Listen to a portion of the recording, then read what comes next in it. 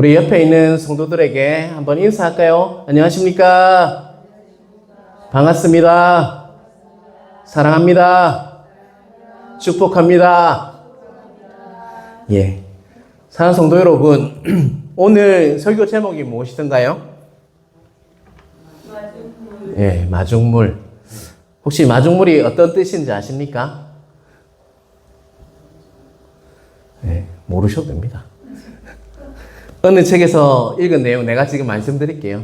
어느 책에서 읽은 내용입니다. 저도 잘 몰라서 마중물이 뭔지. 그런데 예전에 펌프질 해보셨죠? 여러분들 물 올릴 때 이렇게 짝깍짝깍 하는 그 펌프질 할 때 마중물은요, 펌프와 샘물, 지하수죠. 그것을 이렇게 파이프에 공기가 차 있으면 올라오지 않는다고 합니다.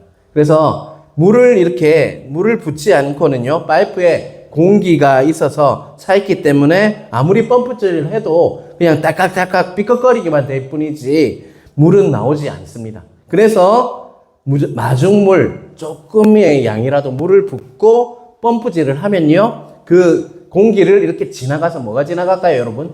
물이 지나가겠죠. 그러면서 처음에는 마중물이 흘러나오다가 이어서 시원한 샘물이 나오게 되는 것이 바로 마중물이라고 할 수 있습니다. 그래서 마중물은요, 영어로 calling water, call이라는 말 알죠? 부르는다는 말입니다. 영어로 water는 물이죠. calling water라고 말합니다. 다시 말하면 물을 부르는 뭐라고요? 부르는 물이 바로 마중물이라고 할 수 있습니다.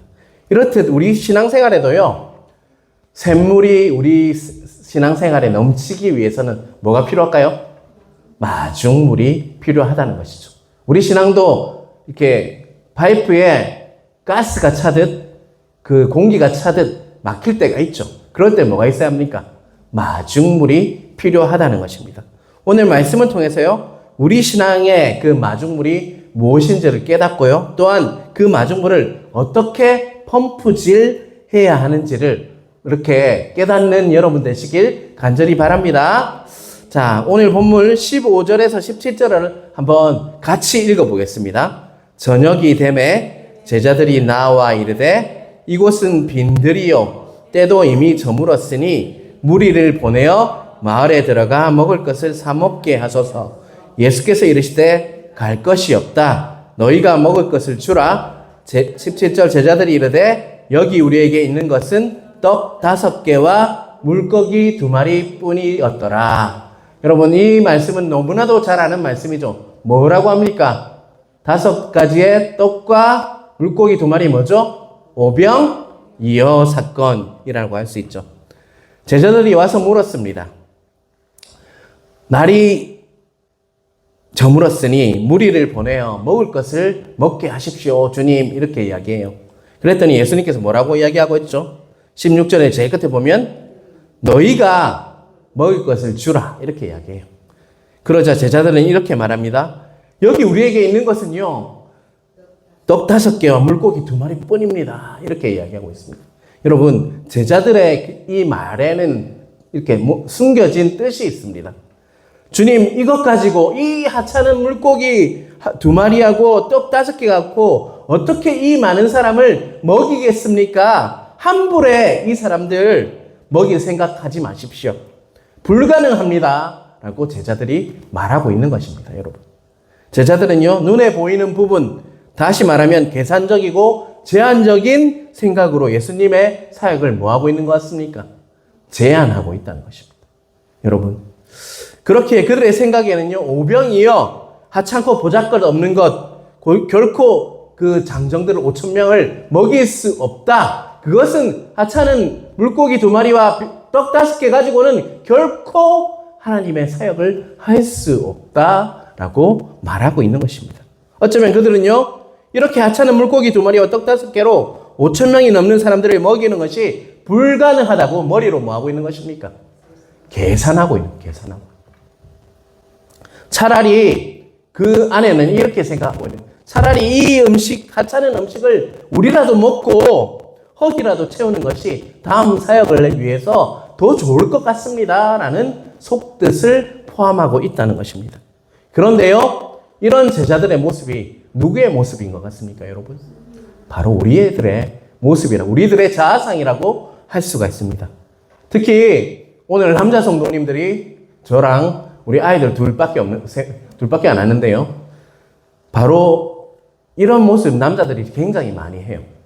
사업을 하고 일을 하고 또 가족을 책임을 질 때 가장 먼저 드는 생각이 뭘까요, 여러분? 계산하죠, 계산.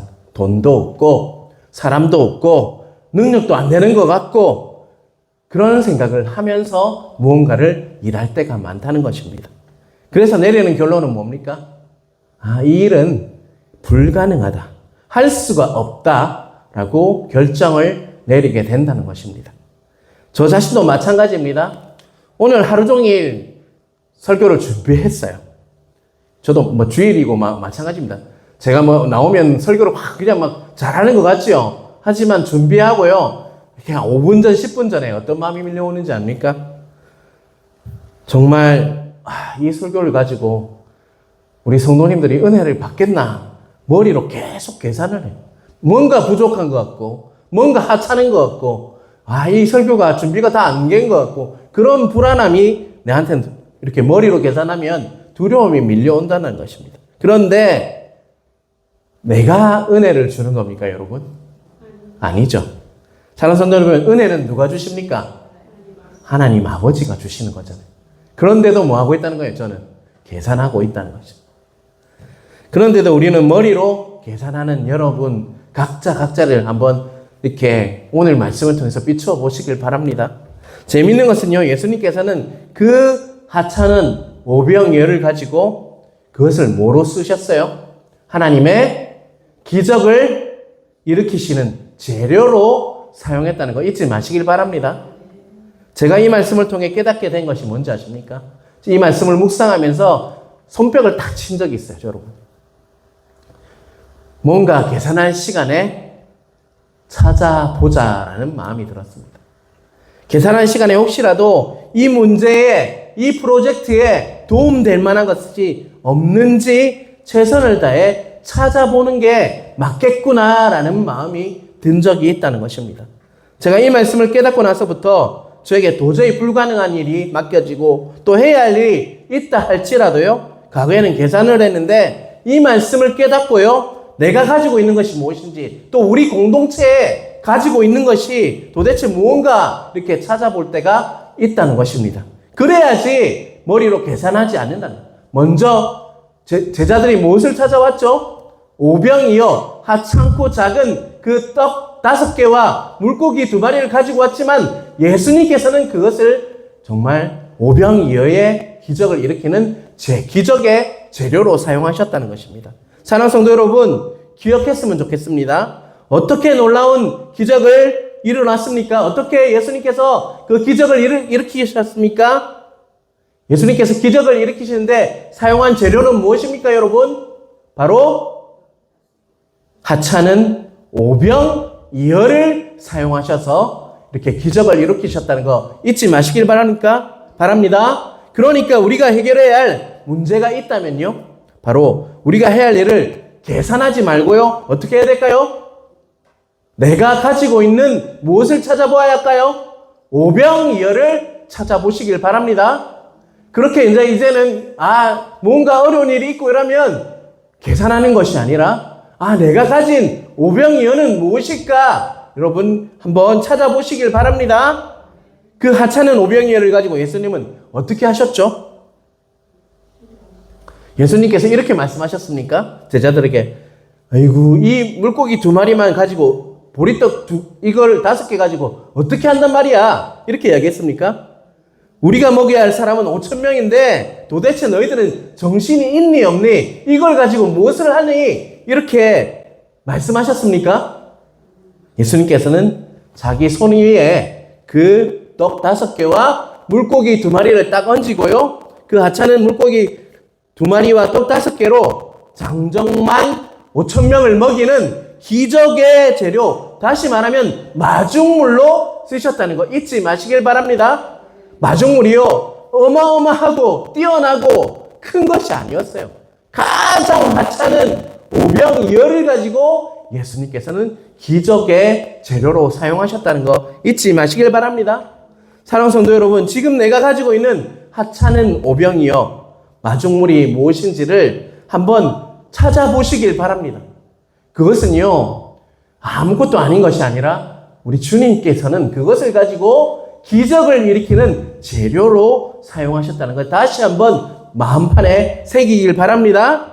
그것은 지금 당장 나의 목을 축일 수 있고 지금 당장 나의 허기를 채울 수 있을 정도로 하찮은 것일 수 있습니다. 그러나 그것으로 내 배를 채울 것인가, 아니면 그것을 마중물로 사용해서 바로 우리의 선택과 결단을 통해서 그것이 마중물이 될 것인자는 우리에게 뭐가 있다는 것입니까? 선택과 이렇게 결단이 있으면 그것을 가지고도 예수님께서는 기적을 일으킬 수 있다는 거 잊지 마시길 바랍니다. 농사를 짓는 사람에게는 철칙이 하나 있습니다. 아무리 배가 고파도 다음에 땅에 뿌릴 씨앗을 어떻게 하죠? 절대로 먹지 않습니다. 그죠? 아무리 목이 말라도 마중물이 없으면 샘물을 마실 수 있나요? 마중물이 없으면 그 샘물을 마실 수가 없어요. 또한 아무리 배가 고파도 떡 5개와 물고기 2마리를 먹어서는 안 된다는 거 잊지 마시길 바랍니다. 내 필요와 내 배고픔으로 인해서 오병이어를 버리지 마시고 예수님께 가져가는 은혜가 있으시길 간절히 바랍니다. 사랑하는 성도 여러분, 여러분에게 마중물로 쓰이시는 것이 무엇인지 살펴보시길 바랍니다. 만약 발견했다면 그 다음 작업은 뭘까요? 그게 마중물이라면 그 다음 작업은 뭐죠? 바로 마중물을 넣고 뭐 하는 겁니까? 펌프 안에 붓는 것이죠.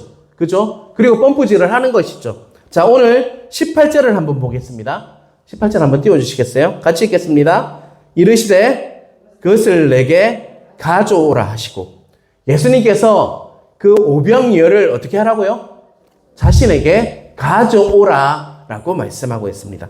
계속해서 19절을 한번 읽어보겠습니다. 무리를 명하여 잔디 위에 앉히시고 떡 5개와 물고기 2마리를 가지사 하늘을 우러러 축사하시고 떡을 떼어 제자들에게 주심에 제자들이 뭐에게 줬다고요? 무리에게 주되라고 말씀하고 있습니다. 떡 5개와 물고기 2마리를 뭐 하세요? 가지사. 첫 번째는 가지사, 두 번째는 하늘을 우러러 뭐 하셨습니까? 축사하시고, 세 번째는요, 그리고 떡을 떼어 어떻게 했다고요? 나누어 주셨어요. 여러분, 제자들은 그것을 무리에게 또 나누어 줬습니다. 오병이어가 있는 또 다른 복음서가 있어요. 오병이어는 4가지 복음서에 다 나오는데 누가복음 9장 16절을 한번 보겠습니다. 띄워주시길 바랍니다. 우리 한번 같이 읽어보겠습니다. 예수께서 떡 5개와 물고기 2마리를 가지사 하늘을 우러러 축사하시고 떼어 제자들에게 주어 무리에게 나누어 주게 하시니. 여러분, 마태복음에 있는 19절과요 누가복음 9장 16절에 있어서 공통점이 있어요. 첫 번째는 예수님께서는 그 떡을 뭐 했다고 하시고 있습니까? 가지사라는 동사가 동일되죠. 그리고 그 다음은요 뭐 했다고 하시죠? 축사하시고, 그것은 bless입니다. 축복했다는 말이에요. 기도했다는 말도 되고요. 그리고 그 다음은요 떼어서 나누어 주게 하셨다는 것입니다.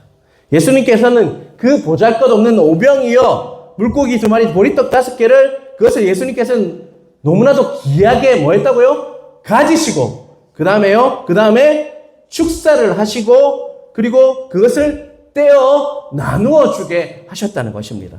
여러분, 누가복음 9장 16절에서는 떡을 가지시고 축사하시고 떼어서 나누어 주셨는데, 이 4개의 단어가 바로 지금 오병이어 사건 말고요 누가복음에 2번이나 동일하게 나옵니다. 뭐라고요? 가지시고 축사하시고 뭐 한다고요? 떼어서 나누어지는 이 동사가요 다른 부분에도 사용되고 있다는 것입니다. 사랑하는 성도 여러분, 그것이 어떤 사건일까요? 여러분, 혹시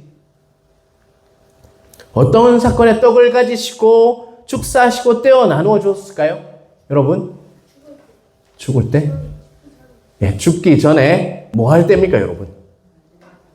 마지막 만찬을 할 때, 우리가 성찬하잖아요. 그때 쓰는 동사가 똑같습니다, 여러분. 뭐라고요? 첫 번째 동사 가지고 bless, 축사하시고 떼어 나누어 주는 동사를 그 성만찬에도 똑같은 단어로 사용하고 있다는 것입니다. 또 한 번 더 나옵니다, 여러분. 예수님께서 부활하셨을 때. 자, 누가복음 24장을 보면요. 엠마오로 가는 제자들에게 예수님께서 무엇을 하셨죠? 말씀을 하시니까 그 제자들의 마음이 어떻게 됐다고 하고 있어요? 뜨거워졌다라고 하고 있죠. 그리고 나서 뜨거워졌다고 말씀하시고 제자들이 집에 들어갔을 때 제자들이 예수님을 대접하려 합니다. 그때 예수님께서는요, 갑자기 떡을 가지시고 축사하시고 그리고 떼어 나누어 주셨다는 것입니다. 그리고 나서 제자들의 눈이 어떻게 됐죠? 밝아져서 열려서 부활하신 예수님을 그때서야 비로소 알아보게 되었다는 그 이야기 있죠. 누가복음에는 똑같은 동사를 가지고 두 번의 사건, 가장 중요한 사건에서 그 동사를 사용하셨다는 것입니다. 사랑하는 성도 여러분, 여러분들 기억하시길 바랍니다. 하나님의 그 기적은요, 떡 때문에 일어난 것이 아니고요, 떡의 양 때문에 일어난 것도 아닙니다. 떡이 5,000개가 있어서 일어난 사건이 아니고요, 예수님께서 그 떡을 가지시고 뭐 했다고요? 축사하시고 떼어 나누어 줬을 때 일어났다는 거 잊지 마시길 바랍니다. 부활하신 예수님을 눈이 열려서 보았던 것들도 똑같은 동사를 사용했을 때 그 기적이 일어났다는 거 잊지 마시길 바랍니다.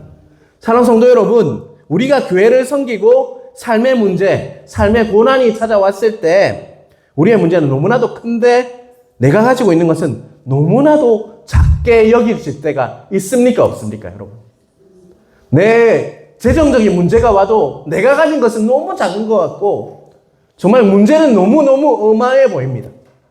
우리가 해결해야 할 과제는 너무 거대한데 우리 모두가 가지고 있는 뭔가는 아무것도 없는 것, 너무나 하찮은 것 같이 여겨질 때가 있습니다. 마치 물고기 2마리와 다섯 개 같이 너무나도 작고 하찮게 여겨질 수 있는 것 같이 여길 때가 있다는, 내가 가진 거는 너무나도 하찮은 것 같아요. 사랑하는 성도 여러분, 오늘 말씀이 주는 가장 놀라운 도전은요, 무엇인 것 같습니까, 여러분? 우리가 애써서 찾아온 것, 그게 우리 눈에 볼 때도 너무나도 하찮고 이렇게 작은 것이라고 할지라도 누구한테 갖다 드리면 기적이 일어납니까, 여러분? 누구한테요? 예수님께 갖다 드리면 무엇이 일어납니까, 여러분? 기적이 일어난다는 거 잊지 마시길 바랍니다. 여러분의 하찮은 기도도요, 예수님께서 가지시면 어떻게 됩니까? 가지시고 축사하시고 떼어 나누어 주시면 어떤 기도가 된단 말입니까?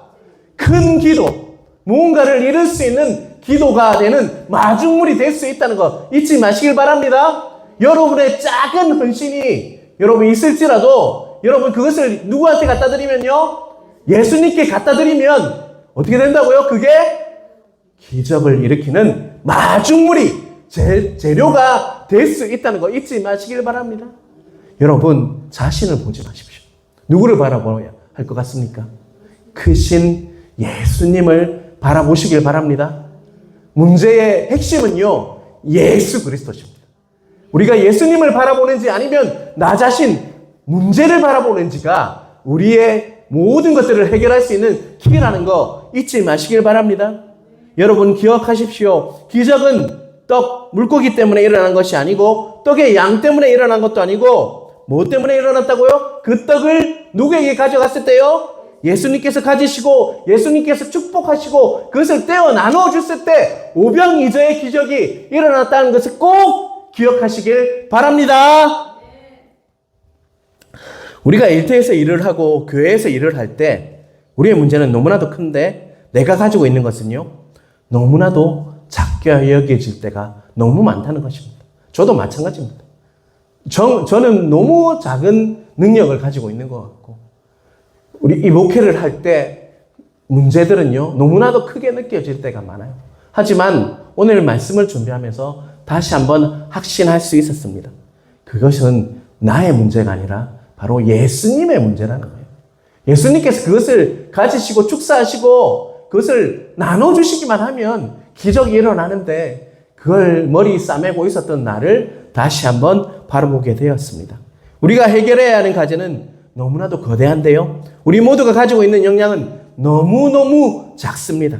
그래서 우리는 절망하고 낙심할 때가 많다는 것입니다. 그런데 오늘 말씀이 우리에게 주는 놀라운 도전은요. 다시 한번 말씀드립니다. 우리가 있어서 찾아온 것, 그게 우리 눈에 볼 때도 별것 아닌 것 같지만 작고 하찮은 것일지라도 예수님께서 가지시기만 하면 온전히 기적을 일으키는 그 재료로 사용될 수 있다는 것 다시 한번 말씀드립니다. 우리 예수님께서 갖다가 드리면 예수님께서 그것을 가지시고 뭐 하십니까? 한번 연습해 볼까요? 그것을 가지시고 또 어떻게 하십니까? 축사하시고 또 떼어서 나누어 주십니다.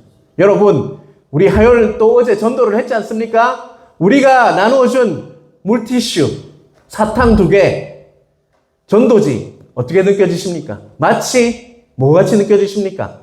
오병이어 같잖아요. 하찮은 거, 이거겠고 뭐 되겠나? 라고 생각을 하죠. 하지만 예수님이 손을 대시면 가지시고 그것을 축사하시고 떼어 나누어 주시면 어떤 일이 일어날 것 같습니까? 기적이 일어날 것을 믿으시길 바랍니다. 그러한 은혜가 우리 교회 위에 풍성히 부어지길 주님의 이름으로 축원합니다.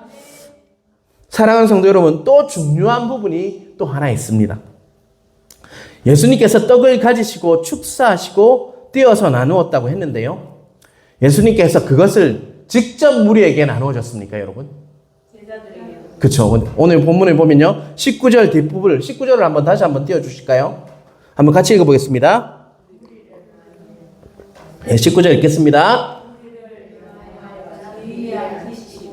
떡 5개와 물고기 2마리를 가지사 하늘을 우러러 축사하시고 떡을 떼어 제자들에게 주시매 제자들이 무리에게 주니. 자, 19절 뒷부분은 뭐라고 분명히 이야기하고 있습니까? 제자들에게 떡을 떼어서 누구에게 줬다고요? 제자들에게 주었고 제자들이 누구에게 나눠줬다고요? 무리에게 나눠줬다는 거예요, 여러분. 분명히 예수님께서 이 떡을 떼어서 제자들에게 주시고 제자들이 그것을 나누어 주었다. 이것은 많은 내용을 포함하고 있는 내용이라고 할 수 있습니다. 여러분 한번 상상해 보시길 바랍니다. 수많은 무리들이 보고 있는데요. 여러분, 예수님께서 하나하나를 불러요. 베드로, 이렇게 요한, 이렇게 하면서 한 명씩 불러요. 그러면 이렇게 12명이 딱 나눠 있겠죠. 우리 성찬하듯이, 누가 섭니까? 여기 성찬할 때는. 장로님들이 분병위원으로 서듯이 제자들이 딱 12명이 서 있어요. 그리고 예수님께서 뭘 주셨나요? 뭘 나눠줬을까요, 여러분? 떡을 많이 큰 이만한 피자만한 떡을 줬을까요, 여러분? 조그만 떡을, 맞죠? 어린아이에게나 어울리는 그런 떡 있잖아요. 떡 있잖아요. 베드로에게 먼저 주셨어요. 그리고 그 다음 제자, 요한, 이렇게 계속적으로 하나씩 떡을 나눠 주시죠. 차례로 작은 떡을 이렇게 나눠 주십니다. 그리고 예수님께서는 뭐라고 말씀하셨을까요? 우리 성찬하는 거 한번 생각해 보세요. 우리 성도들에게 나눠 주세요. 이렇게 하듯이 무리들에게 나누어 주어라. 이렇게 말씀하시죠. 사랑하는 성도 여러분, 여러분은 과연 그것을 나누어 줄 수 있을 것 같습니까? 무리가 몇 명입니까? 장정만 5,000명이에요. 5,000명. 근데 그들이 받은 떡은 얼마나 많았을 겁니까? 여러분, 엄청 큰 떡입니까? 요만한 떡이에요. 요만한 떡, 진짜. 자, 여러분, 뒤에는 몇 명이 기다리고 있습니까? 웅성웅성하겠죠. 배가 고프니까. 만약 베드로라고 여러분이 한번 베드로다, 내가 베드로라고 상상해 봅시다. 예수님께서 찹쌀떡보다 더 작은 떡을 나눠주시면서 떼어서 무리에게 주라고 하십니다, 여러분. 굶주린 저 사람들에게 나누어 주어라 라고 명령하셨다면 과연 그 말씀에 여러분은 어떻게 반응했을 것 같습니까, 여러분? 여러분 믿음이 좋으셔서 그래요, 내가 한번 봅시다 이렇게 하면서 딱 나갔을 것 같습니까? 아니면 쭈삣쭈삣 거렸을 것 같습니까? 이거 갖고 내가 진짜 이 사람들을 어떻게 먹이지? 그런 생각이 들지 않습니까? 저는 상상을 하니까 너무 재밌어요, 솔직히. 이만한 쪼개난 떡, 우리 성찬할 때 요만 카스테라 잘라는 요만한 떡을 주시면서 5,000명에게 나누어 줘라 이렇게 하면 도대체 주님은 우리한테 왜 이러시는 거지? 라고 생각을 했을 것 같아요. 하지만 제자들은 어떻게 했습니까? 네. 우리 여호수아서 봤죠? 마치 그처럼 강하고 담대해서, 맞죠? 어떻게 했습니까? 우리 지켜 좌로나 우로나 치우치지 않고 어떻게 했습니까? 지켜 행하였을 때 뭘 주셨다고요? 형통을 허락하셨죠. 마치 제자들도요, 그 작은 떡이지만 예수님께서 하라고 하니까 어떻게 했습니까? 즉각 순종했습니다. 그랬을 때 그 떼어준 떡은요, 작은 떡은 질량 보존의 법칙이라고 있죠, 여러분. 물리를 보면 질량 보존의 법칙이 있어요. 뭐예요? 이 작은 떡이 이만하면 하나씩 떨어지면, 떼면 어떻게 되는 거예요? 그 질량이 작아지는 거죠. 그죠? 점차 떼어줄수록 점점 줄어들어야 되는 것이 질량 보존의 법칙, 자연의 법칙이에요. 그런데 그 떡이 없어지지 않고 5천여 명에게 장정을 거뜬히 먹이고도 남는 기적을 일으켰다는 것입니다, 여러분.